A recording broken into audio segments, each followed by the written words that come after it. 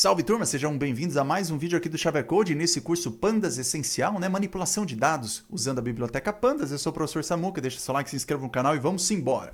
Bom, já vimos no vídeo passado então um pouquinho sobre os jargões da área, né? Um pouquinho sobre dados estruturados, tabela e tudo mais. Vamos ver agora um pouquinho sobre os tipos de dados que cada um dos atributos da nossa tabela, do nosso dataset, eles podem ter.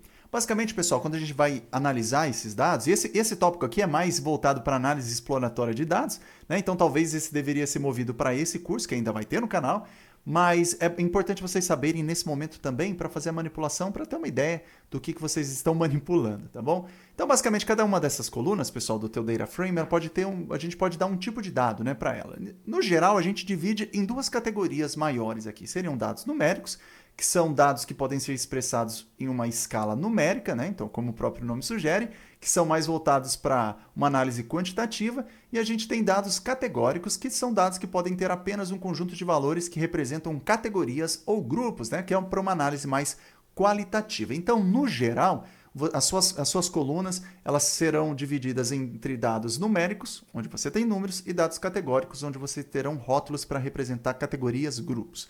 Dentre os dados numéricos, a gente ainda pode dividir em dois, onde nós temos dados discretos, que são dados que, no geral, podem ter apenas números inteiros, que geralmente são associados à contagem, tá bom? Então, quando a gente pode contar, por exemplo, o número de quartos de um hotel, número de nascimentos deste ano, idade em anos de uma pessoa, enfim, quando você tem essa contagem, um dado que representa um número inteiro, né, finito, com um intervalo pequeno de possibilidades, você está geralmente utilizando isso para contagem, esse tipo de dado ele é numérico, discreto, tá bom? E a gente pode ter o contínuo também, que são dados que podem ter qualquer valor em um intervalo contínuo, ou seja, um número real, um float para você que está vindo aí de programação, ou um double, né? Geralmente associados à medição. Então, enquanto no discreto a gente usa números inteiros que são usados para contagem, aqui a gente tem para medição. Então, por exemplo, altura, peso, área, tempo. Então, note que a gente tem a altura, e essa altura ela tem um intervalo praticamente infinito, né? A gente pode ter altura em metros, em centímetros, em milímetros, e descer tudo essa escala, né? Pode ficar quebrando, descer. Então, o intervalo é muito grande, e a gente representa isso com um número no intervalo contínuo, né? Um número float aí, né? Um número real. Então, a gente tem esse tipo de coisa aqui. Por outro lado, a gente tem também os dados, aqui deixa eu mudar a minha câmera, tem os dados aqui categóricos, que eles têm, são as categorias, né, os rótulos, os grupos, que a gente pode basicamente também dividir em duas subcategorias, né, que são esses aqui, mas no geral, quando você vai fazer análise, no geral talvez isso não importe muito nos dados categóricos, mas é importante que vocês saibam, tá bom? Nós podemos ter dados categóricos nominais quando não há uma ordem nessas categorias. Então, por exemplo, uma cor do cabelo, a gente pode ter loiro, preto, marrom, vermelho, azul. Tem uma ordem, né? Sei lá, o cabelo loiro ele vem primeiro do que o cabelo preto, não tem muita ideia de ordem, né? São basicamente um conjunto não ordenado de categorias. A mesma coisa idioma, a gente tem português, inglês e tudo mais, esse sentido de ordem não existe aqui. Gênero literário, gênero de filme, ou se a gente tem apenas uma label aqui para saber se a pessoa foi aprovada ou não, se a pessoa tem uma dada doença ou não. Então, tudo isso aqui são categorias, veja que são grupos, você pode agrupar as observações. Então, vamos supor que você tem um conjunto de dados com várias características de uma pessoa, né? Características físicas, e uma delas é a cor de cabelo. Você pode colocar essas pessoas agrupando em categorias ou em grupos, né? Baseado na cor do cabelo, por exemplo. Então, quando você consegue fazer isso, você tá usando uma variável de tipo categórica, e nesse caso em especial, onde não tem essa relação de ordem entre os valores dessa categoria, você tem aí uma variável nominal, categórica nominal. Por outro lado, quando você tem ordem, você tem uma variável categórica ordinal. Então, por exemplo, se você tem aqui as categorias de roupa P, M, G, ela tem uma noção de ordem, né? Então, você tem que o P ele é menor que o M, que por sua vez é menor que o G. Então, nesse caso, você tem essa noção de ordem entre os valores, né, dessa categoria, dessas categorias. Então, você tem isso. Então, por exemplo, outra coisa, escala de satisfação. Você tem lá ruim, médio e bom. Também tem uma dada ordem, meses do ano. E aqui tem um ponto importante, tá? Você está colocando aqui, ó, meses do ano. Mas, Samuca, meses do ano não seria discreta? Porque são números de 1 a 12, não seriam discreto? De fato, pessoal, pode ser discreto sim. Depende de como você modela o teu problema. Um ponto aqui que eu já vou adiantar é que todas essas ideias aqui de tipos de dados são guias do que geralmente acontecem nas suas variáveis, mas nem tudo aqui é escrito na pedra, tá? Nem tudo aqui é de fato você consegue seguir na risca. Existem variações, né? Você pode modelar o seu problema de jeitos diferentes. Uma delas seria, por exemplo, meses do ano. Mês do ano você pode eventualmente usar como números mesmo, ou você pode até usar encará-las como categorias, onde você pode agrupar certas observações por cada um dos anos. Você pode fazer dessa maneira também, e você poderia usar aqui até o nome do mês.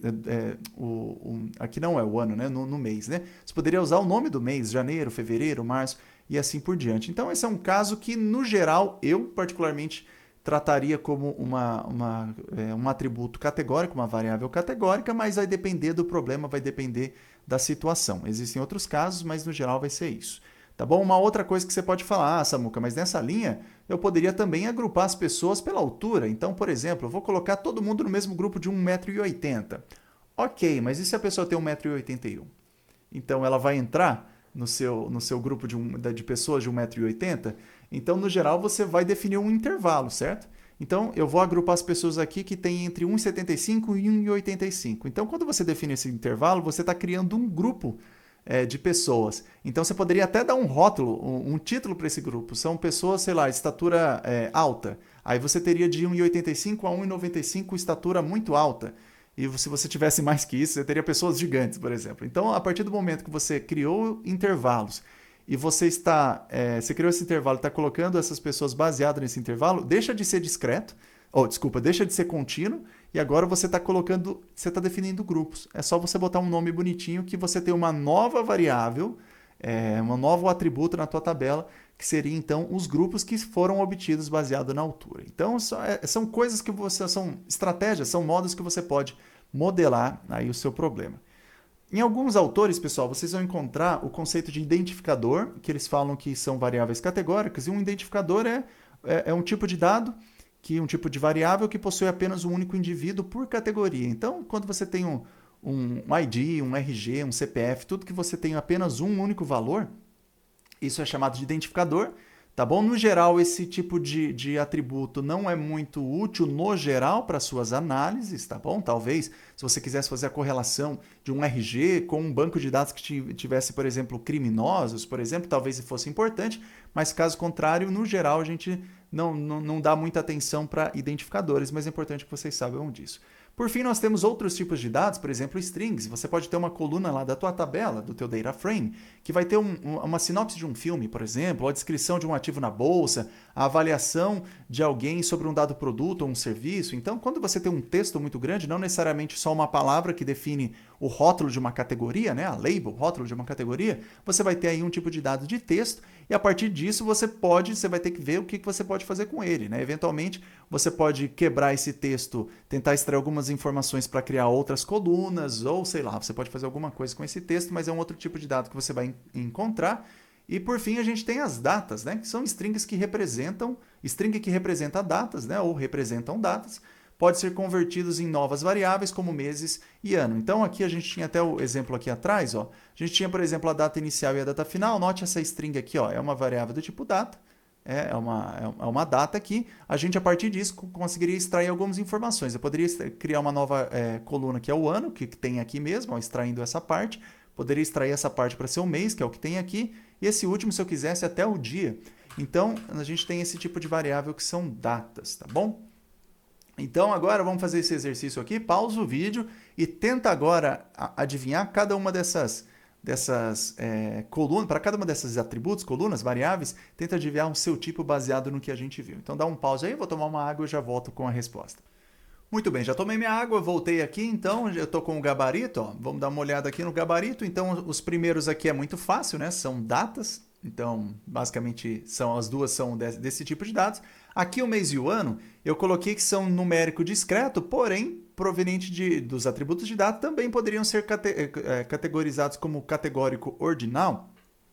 Como eu disse, os meses você tem um intervalo pequeno, né, de 1 a 12, você até pode encarar isso como categorias, grupos, né? Você tem observações do grupo janeiro, fevereiro e assim por diante. Anos, Eu só trabalharia com essa ideia de categorias se eu tivesse uma quantidade de anos, né, observado, da quantidade desse intervalo pequeno. Então, por exemplo, se eu tivesse, no caso daqui, ó, é 2004 até 2019, se eu não me engano. Então, nós temos aí um pouco mais de 10 possibilidades para essa coluna aqui de ano.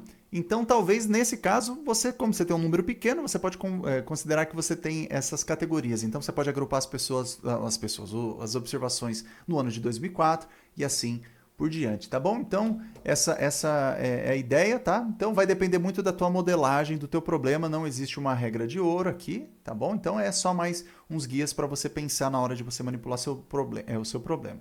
Aqui o estado categórico nominal, né? São categorias, são grupos e não tem uma ordem entre eles. Numérico discreto aqui, porque é uma contagem de números de postos pesquisados. Categórico nominal, porque aqui é basicamente reais por litro, reais talvez, sei lá, por galões. Eu não sei quais são as medidas aqui, mas são categóricos nominais porque você não tem uma ordem. E por fim a gente tem o preço médio, que é um número float aqui, é um número real. Você tem aqui o numérico contínuo. Alguns casos especiais para a gente terminar aqui o nosso papo. Nós temos o seguinte, existem variáveis discretas que podem ser tratadas como variáveis contínuas. Então, por exemplo, você pode pensar que o dinheiro ou o preço de algum produto, algum serviço, ele varia um passo de 1 centavo. Então, a unidade mais básica de medida de um preço é 1 centavo. Então, você até poderia falar que é uma variável discreta, né? Então, por exemplo, R$1,50 você poderia modelar como se fosse 150 centavos. Então, você tem um número inteiro aí. Mas, no geral, pessoal, no dinheiro a gente trata como contínuo, uma que você poderia colocar 1,5, né? Você poderia pensar dessa maneira, seria um número real, mas na verdade a gente modela como uma variável contínua, numérica contínua, porque suponha que você está lidando com centenas de reais, ou até milhares, centenas de milhares de reais.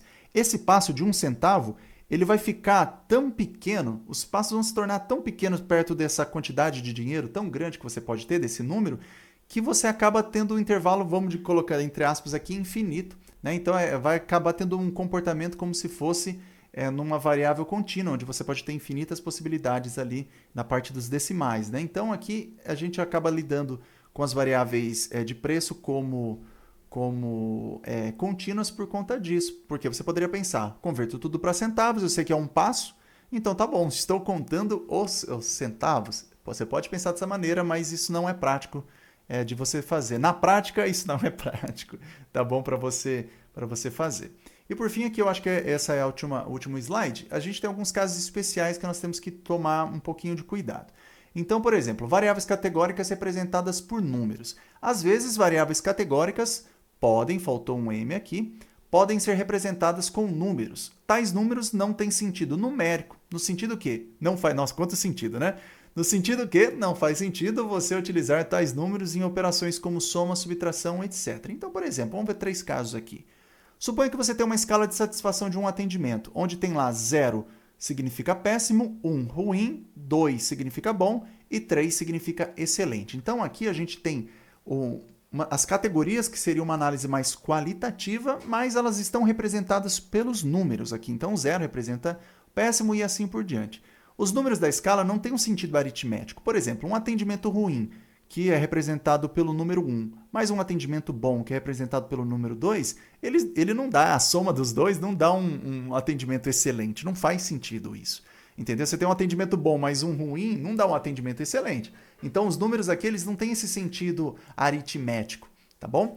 Os números são utilizados, nesse caso, apenas como uma orientação ou apenas como um identificador dessa qualidade, desse atributo, dessa categoria que você quer fornecer, tá bom? Outro exemplo aqui, ó, poderíamos representar a escolaridade com números, né? 1 para primeiro grau, 2 para segundo grau e 3 para terceiro grau, porém não dá e nem faz sentido realizarmos operações aritméticas com tais valores. Por exemplo, uma pessoa que tem o primeiro e o segundo grau, por consequência, não tem o terceiro grau. 1 mais 2 não é igual ao 3, né? Que vai dar uma faculdade para a pessoa só por conta disso, tá? Então, mas mesmo assim, a gente pode modelar nossa tabela com números para identificar esses rótulos para nós, essas categorias. Por fim, a gente tem uma avaliação de filmes, por exemplo, a avaliação de algum dado serviço. Um filme nota 4 pode não ser necessariamente 2 vezes melhor que um filme nota 2.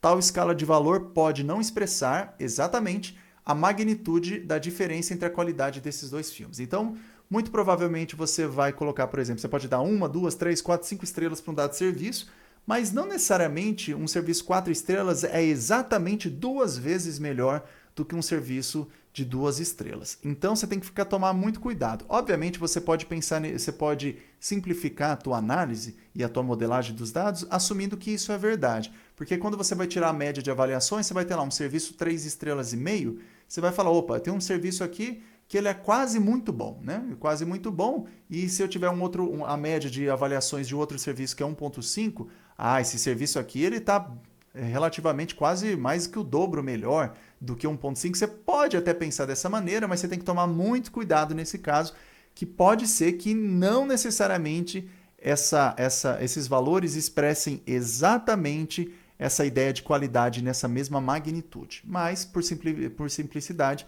você pode modelar o seu problema e assumir que isso é verdade também. Mas aqui é uma observação para vocês ficarem espertos quando forem analisar o exemplo os dados de vocês.